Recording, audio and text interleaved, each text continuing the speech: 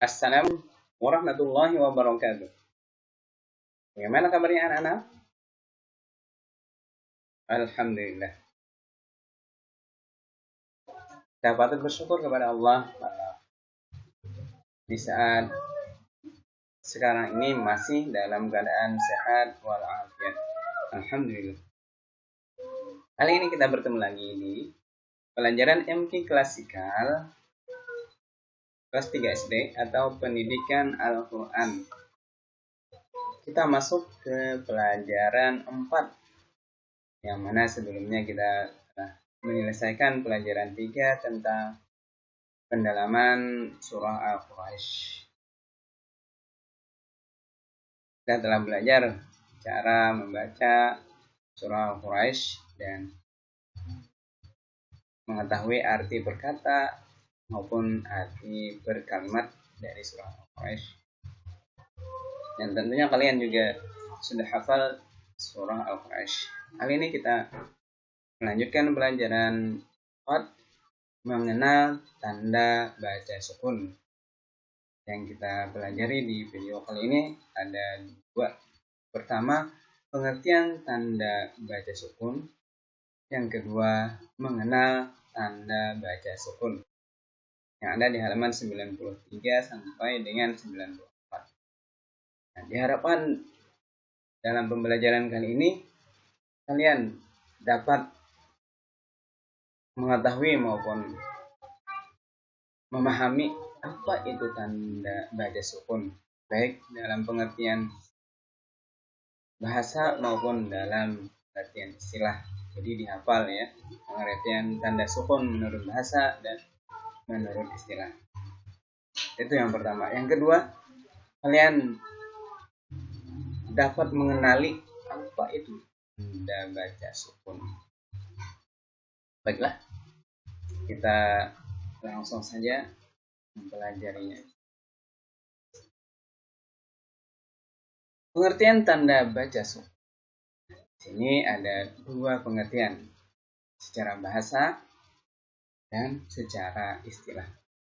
Secara bahasa, sukun berarti tidak bergerak. Dengan kata lain, tidak bergerak itu artinya diam. Sukun itu artinya diam atau tidak bergerak. Itu secara bahasa. Adapun secara istilah, sukun adalah harakat yang berbentuk bulat, layaknya huruf H yang ditulis di atas huruf Arab. Jadi sukun menurut istilah adalah baris yang bentuknya bulat seperti huruf H yang ditulis baris itu di atas huruf Arab. Nah, itulah tadi pengertian tanda sukun ya, menurut bahasa dan istilah. Nah, sebaiknya ini dihafal ya. Sukun menurut bahasa adalah tidak bergerak atau diam secara bahasa. Sedangkan secara istilah, sukun adalah harakat yang berbentuk bulat layaknya atau seperti huruf H, yang mana harakat yang berbentuk bulat ini berada di atas huruf Arab. Sekarang kita masuk bagian kedua, mengenal tanda baca sukun. Setelah kita memahami tanda baca sukun, sekarang kita kenali bagaimana tanda sukun. Fungsi tanda baca sukun adalah untuk melambangkan fonem, konsonan atau huruf mati dari suatu huruf. Tanda baca sukun terletak di atas huruf hijaiyah. Bagaimana menurut istilah tadi ya? Letaknya di atas huruf hijaiyah atau huruf Arab. Huruf yang memiliki tanda baca sukun dinamakan sakin. Huruf yang berharakat sukun ini disebut dengan sakin. Itu huruf yang berbaris mati. Huruf-huruf sakin tidak bisa dibaca ketika sendirian. Ya. Ketiga huruf yang berharakat sukun ini ketika sendirian dia tidak bisa dibaca. Atau apabila berada di awal kalimat. Nah, huruf sukun ini hanya dapat dibaca dengan bantuan huruf yang berharakat yang berada sebelumnya. Jadi tanda baca sukun ini hanya dapat dibaca ketika ada huruf yang berharakat sebelumnya, yang berada sebelum huruf sukun. Baik harakatnya fathah baris di atas, kasrah baris di bawah, ataupun dhammah baris depan. Baru bisa dibaca huruf yang sukun itu kalau sebelumnya ada huruf yang berharakat. Cara membaca tanda bunyi tanda sukun, bunyi konsonannya akan maju ke ketukan sebelumnya. Namun hak ketukan tetap diberikan. Hal itu terjadi agar tidak ada pemanjangan suara sebelum huruf sukun. Ya. Karena bila ada mat atau suara dipanjangkan menuju huruf sukun, pembacaan seperti itu adalah keliru. Cara membaca huruf sukun berikut sifat ketukannya. Ini sangat penting sehingga kita harus mengingatnya kuat-kuat kesalahan yang terjadi dapat karena ketukan huruf sukun yang terlalu cepat menyebabkan bunyi bacaan akan menyalahi huruf kebiasaan atau standarisasi qiraat. Dengan sendirinya cara membaca akan menjadi keliru. Misalkan pada kata bismi ini dibaca bismi. Huruf sin ini yang disertai sukun yang berbaris sukun tidak mempunyai vokal sehingga berbunyi s. Contoh lain pada mat yang terdiri dari huruf mim yang berharakat fathah ma sehingga menghasilkan bunyi ma dan diikuti dengan huruf dal yang berharakat sukun yang menghasilkan konsonan sehingga menjadi mat ya.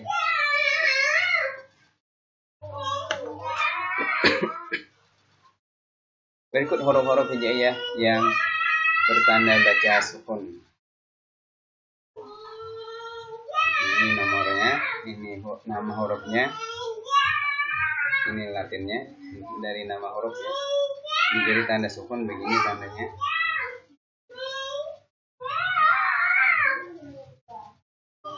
Nomor 1, ini nama hurufnya adalah alif.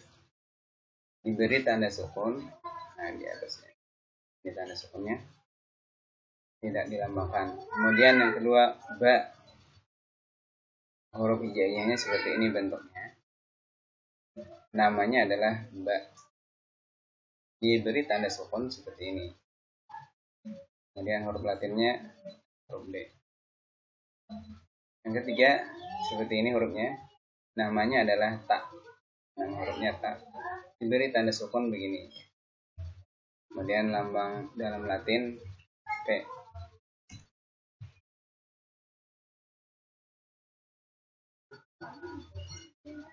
Kemudian begini hurufnya, ada titik 3 di atas. Nama hurufnya adalah ta. Diberi tanda sukun seperti ini. Lambang dalam Latin S.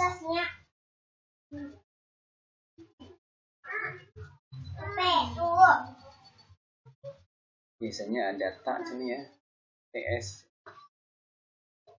Yang kelima, hurufnya bentuknya begini. Ini nama hurufnya jim.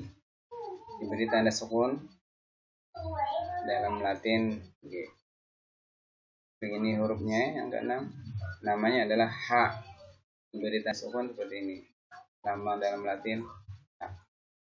Yang ketujuh, begini bentuknya ada titik di atas. Ini nama hurufnya H. Diberi tanda sukun seperti ini. Dalam Latin H. Yang kedelapan, bentuknya seperti ini. Nama hurufnya dal. Diberi tanda sukun. Lambang dalam Latin D. Yang kesembilan, begini bentuknya ada titik di atas. Nama hurufnya zal. Diberi tanda sukun. Lambang Latin Z. Biasanya D dengan Z ya. Yang ke-10, ini lambang hurufnya, namanya adalah Ro, diberi tanda sukun, dalam Latin R. Yang ke-11, seperti huruf ini ya bentuknya, tapi ada titik. Ini namanya adalah Zai, diberi tanda sukun, dalam Latin Z. Yang ke-12, begini bentuk hurufnya. Nama hurufnya adalah Sin, diberi tanda sukun, lambangnya dalam Latin S. Yang ke-13, bentuknya seperti ini, ada titik 3 di atas. Nama hurufnya adalah Shin, diberi tanda sukun begini, dalam Latin S ya. Yang ke-14, begini bentuknya. Nama hurufnya adalah Sod, diberi tanda sukun, dalam Latin seperti ini. Biasanya ya ada S dan H. Ke-15, begini bentuknya seperti ini, mirip ya, tapi ada titik di atas. Namanya adalah Bod, hurufnya Bod, diberi tanda sukun, D ya, lambang Latinnya. Biasanya D dengan H. Ke-16, begini bentuk hurufnya, ada alif di atasnya. Nama hurufnya adalah To, diberi tanda sukun seperti ini, lambang dalam Latin T. Biasanya T dengan H ya. Kemudian nomor 17, seperti ini bentuknya mirip dengan yang sebelumnya, tapi ada titik di atasnya. Ini namanya adalah Wo, diberi tanda sukun seperti ini. Kemudian Latinnya Z, biasanya Z dengan H. 18, begini bentuk hurufnya. Nama hurufnya adalah Ain, diberi tanda sukun seperti ini. Lambang dalam Latinnya ada tanda koma di atasnya. 19, seperti sebelumnya bentuknya, tapi ada titik di atasnya. Namanya adalah Ghain, nama hurufnya Ghain, diberi tanda sukun seperti ini. Latinnya G.